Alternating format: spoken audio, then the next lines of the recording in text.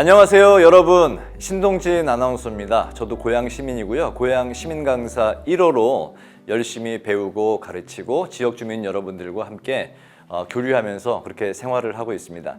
제가 오늘 나온 건 말하기, 제가 이제 스피치 강의를 하고 있는데 그 중에서 개인의 평판으로 연결이 될 수 있는 퍼스널 브랜딩 스피치에 대해서 이야기를 해볼까 합니다.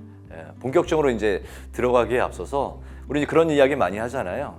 내 이야기로, 내 말로 누군가를 설득하고 싶은데 어떻게 하면 설득을 잘할 수 있을까요? 저도 잘 모릅니다. 잘 모르는데 노력하고 공부하고 하면서 점점 저도 이제 좀 익숙해지려고 노력을 하는 과정입니다. 그런데 바로 누군가를 설득하고 싶은 그런 설득 스피치에 교과서 같은, 바이블 같은 이야기가 있습니다. 어떻게 말을 해야 상대방의 생각을 바꿀 수 있을까요? 무슨 말로 내 생각에 동의하게 만들 수가 있을까요? 옛날부터 이어져 내려온 이야기들이 있습니다. 들어보실까요? 3000년 전에 이미 페르시아에서 조로아스터교를 만들었던 조로아스터가 자신의 제자들에게 이 말을 했습니다. 그리고 2500년 전 중국에서는 공자가 또 이걸 가르쳤고요. 도교를 만든 노자도 양쯔강 계곡에서 제자들에게 이걸 가르쳤습니다.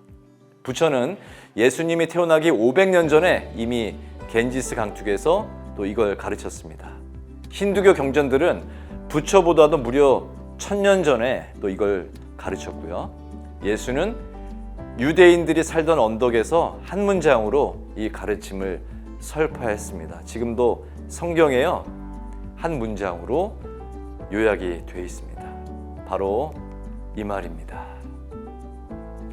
다른 사람이 당신한테 해주었으면 하는 대로 다른 사람에게도 그대로 똑같이 해줘라. 네, 가슴에 와닿는 말이지 않습니까? 어느 그 식당에 이런 말이 있었던 게 기억이 납니다. 당신이 먹고 싶지 않은 건 다른 사람도 먹고 싶지 않다. 바로 그 이심전심, 사람의 마음이란 건 누구나 다 똑같다는 그런 이야기인 것 같습니다. 내가 대접을 받기를 바라면 상대방도 똑같이 그 방식으로 대접을 받기 원하고, 내가 듣기 싫은 말이 있으면 누군가도, 다른 사람들도 마찬가지로 그 말을 듣기 싫습니다.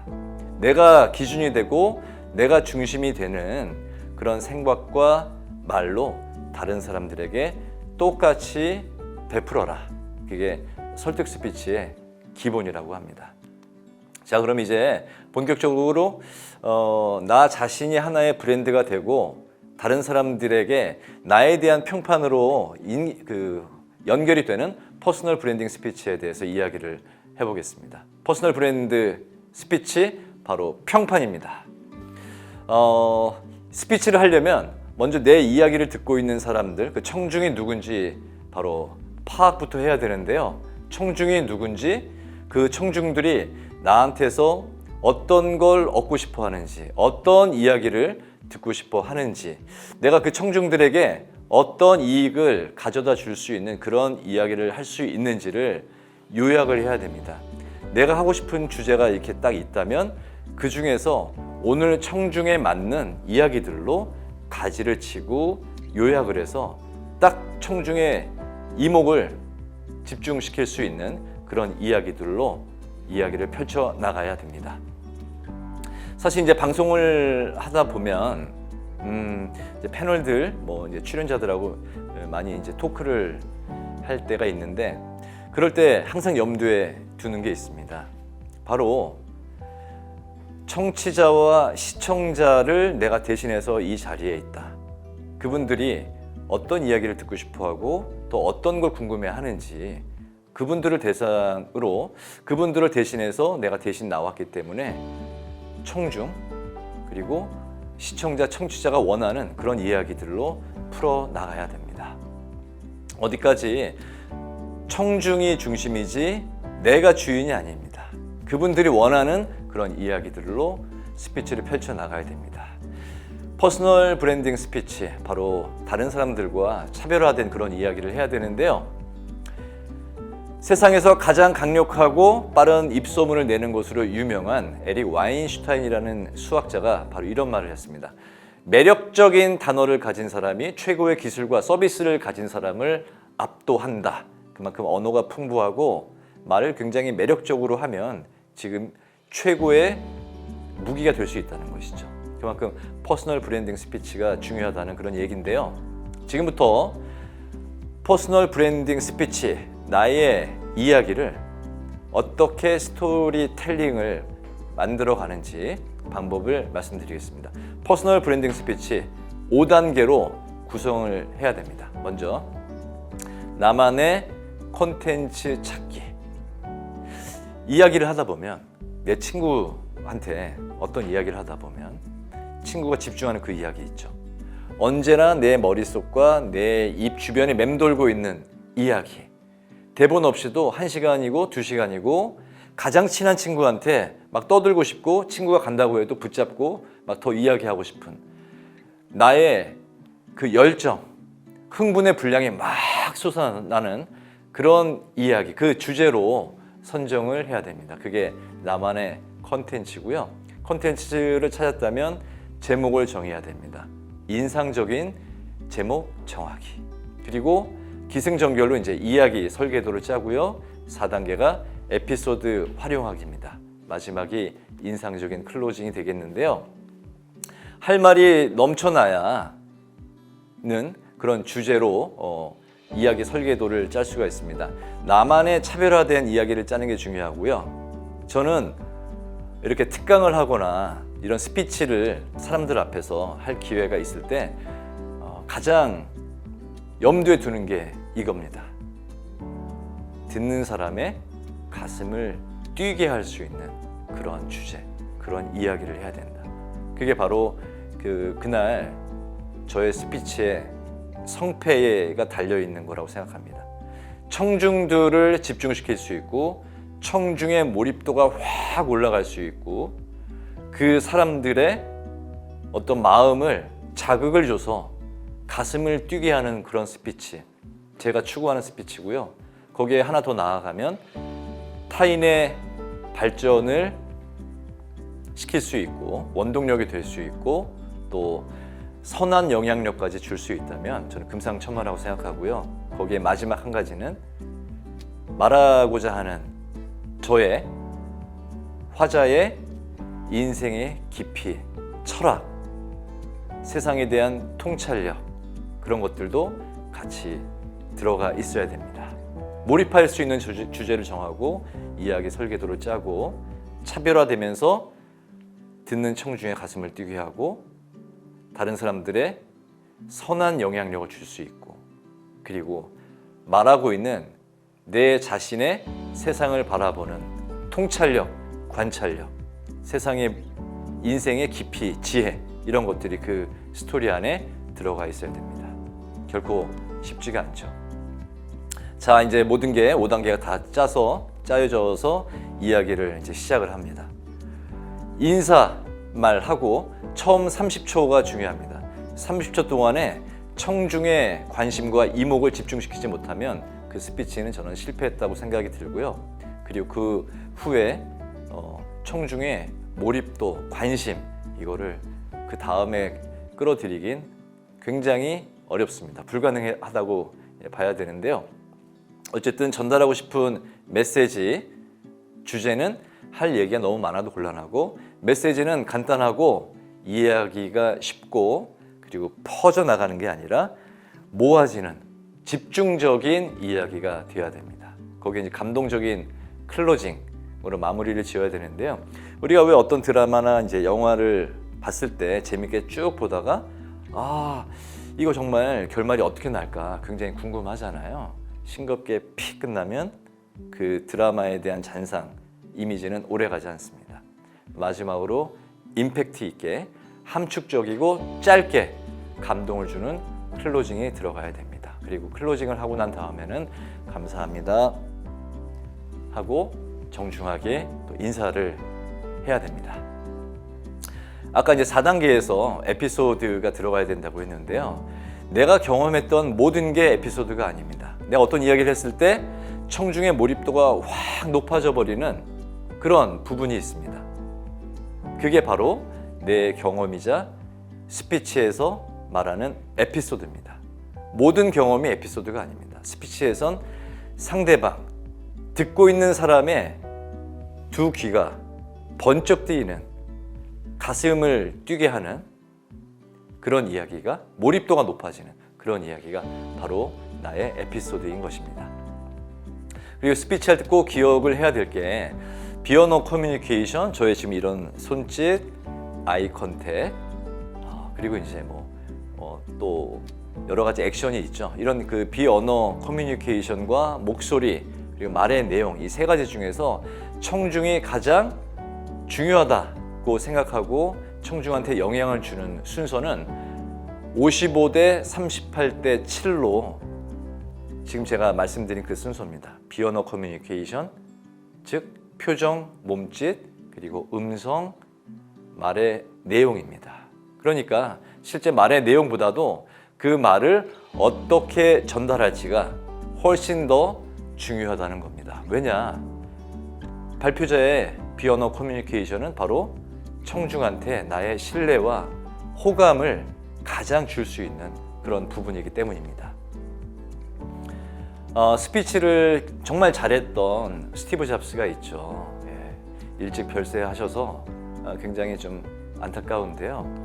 이분의 스토리텔링의 특징은 위기 상황, 위기 극복, 그리고 변화, 이렇게 3단계로 구성이 되어 있습니다. 제가 살아생전에 스티브 잡스가 연설을 했던 그 짧은 부분을 한번 낭독을 해보겠습니다. 30살에 저는 애플에서 쫓겨났습니다. 그것도 아주 공개적으로 말이죠. 줄곧 제 성년기 인생의 구심점 역할을 했던 대상이 사라져버리자 정말 참담한 심정이었습니다. 저는 몇 달 동안 어떻게 해야 할지 종잡을 수 없었습니다. 제가 선배 기업인들을 실망시켰다는 생각이 들었습니다. 계주에서 앞서 달렸던 주자가 제 손에 쥐어준 바통을 놓친 것처럼 말입니다.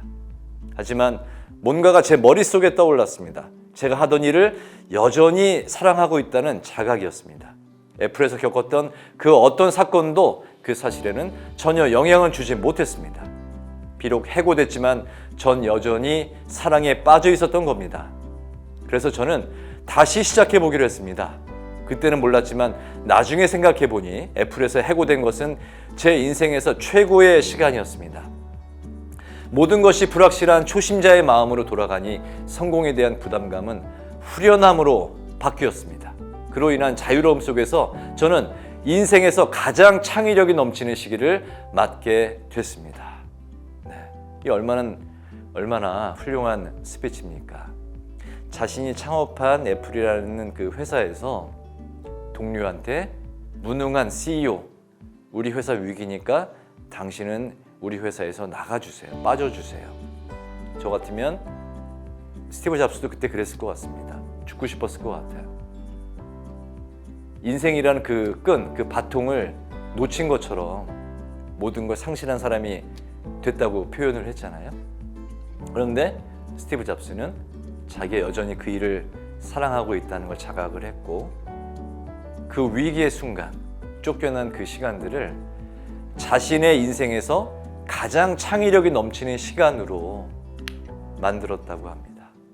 역경을 가장 발전의 순간으로 만들었다는 거죠. 이 전환, 이 얼마나 멋진 스피치고 듣는 사람의 가슴을 뛰게 하는 겁니까? 저는 이 문장과 이 스피치를 많이 반복해서 듣고 보고 있는데요. 볼 때마다도 더 열심히 뭔가를 해야 되겠다. 내가 하고 있는 일, 이 나태함에서 빠져나와서 더 열심히 달려가야겠다. 이런 자극을 받습니다. 저도 제가 이야기하는 그런 스피치가 듣는 사람들에게 그렇게 들려지기를 희망을 합니다.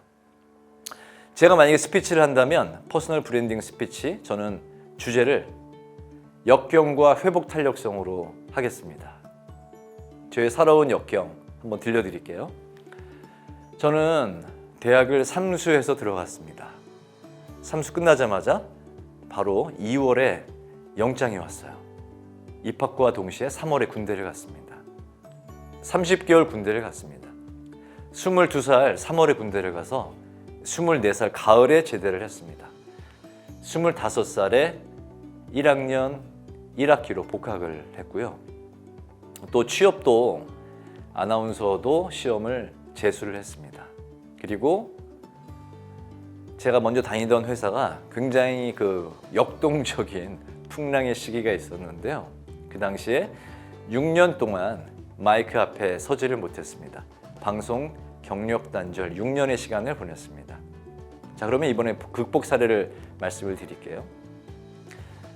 아나운서 재수를 했는데 결국에는 아나운서 합격을 했고요. 그리고 대학은 삼수를 했지만 회사 다니면서 정치학 박사학위를 받았습니다.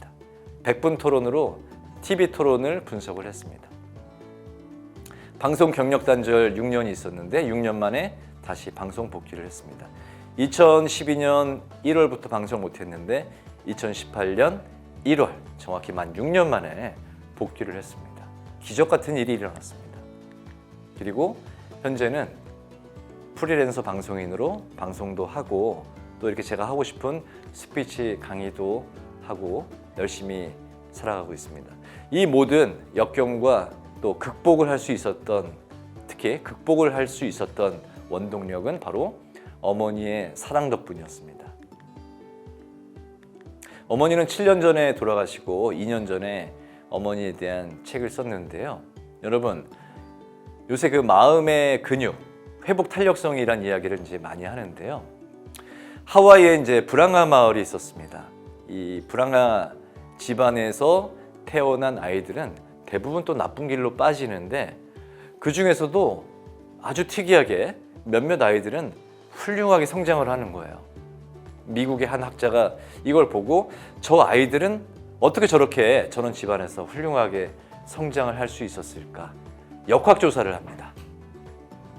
그 아이들의 대부분은 어렸을 적에 어머니의 무한한 사랑을 받았던 아이들이었습니다. 3살 정도 때 뇌가 급격히 커진다고 합니다. 그 시기에 어머니의 사랑을 받지 못한 아이와 어머니의 사랑을 듬뿍 받고 자란 그런 아이들의 뇌 크기가 무려 2배 차이가 난다고 합니다. 그런 과학적인 원리도 들어가 있는 것 같습니다. 그래서 저는 저의 스토리, 제 퍼스널 브랜딩 스피치의 제목을 이렇게 정할 겁니다. 역경이 나의 가장 큰 자산이다. 오늘 만난 어려움은 미래에는 내가 들려줄 수 있는 하나의 에피소드이고 예시이다. 사람들은 저의 실패와 극복 사례를 통해서 자신들도 늦지 않았고 나도 할 수 있구나 이런 자신감을 얻는다는 이야기를 특히 후배들이 많이 하고 듣고 있습니다. 역경이 나의 가장 큰 자산이다. 영화 대부로 유명한 프란시스 코폴라라는 그 감독이 이런 말을 했습니다. 젊었을 때는 해고 사유였던 그 일이 나이가 들어서는 평생 공로상을 받을 수도 있는 일로 전환할 수 있다. 나중에 돌아보면 실패가 아니라 자신에게 꼭 필요한 발전의 순간이었음을 깨닫게 된다. 스티브 잡스도 마찬가지 아니었습니까? 동료들한테 자신이 설립한 회사를 쫓겨났을 때 처음에는 비관했지만 나중엔 그 시기를 가장 창의력이 넘치는 시간으로 만들었다고 했잖아요. 프란시스 코폴라가 이야기합니다. 실패는 오래가지 않는다. 그리고 크게 성공한 누구나가 부러워하고 존경하는 그런 분들이 비슷하게 이런 이야기를 합니다. 실패는 오래가지 않고 실패를 크게 해라. 크게 하는 실패가 바로 처음부터 다시 시작하고 발전의 원동력이 될 수 있다. 여러분, 요즘 코로나 또 어려운 취업문, 청년들한테 특히 어려운 그런 시간들이라고 합니다. 뭘 도전하다가도 실패하고 넘어질 수 있습니다. 하지만 그런 실패와 넘어짐, 반복 통해서 성장과 성공으로 갈 수 있습니다. 처음부터 성공한 사람은 아무도 없습니다. 저의 퍼스널 브랜딩 스피치 마지막으로 정리하고 마무리를 짓겠습니다. 누군가가 나의 이야기에 가장 몰입도가 높은 그런 주제를 선택을 하고요. 인상적인 제목을 찾고 그 다음에 스토리를 짭니다. 기승전결. 그리고 그 안에서 정말 다른 사람들이 몰입도가 확 높아지는 그런 내 경험 중에서 그 경험을 찾아서 이야기를 합니다. 그게 나의 에피소드고 마지막으로 인상적인 클로징. 압축적이고 함축적이고 짧게 그렇게 마무리를 합니다. 다른 사람들에게 나에 대한 브랜드를 심어주고 또 나에 대한 평판이 되는 퍼스널 브랜딩 스피치에 대해서 오늘 함께 이야기를 나눠봤습니다. 경청해 주셔서 고맙습니다.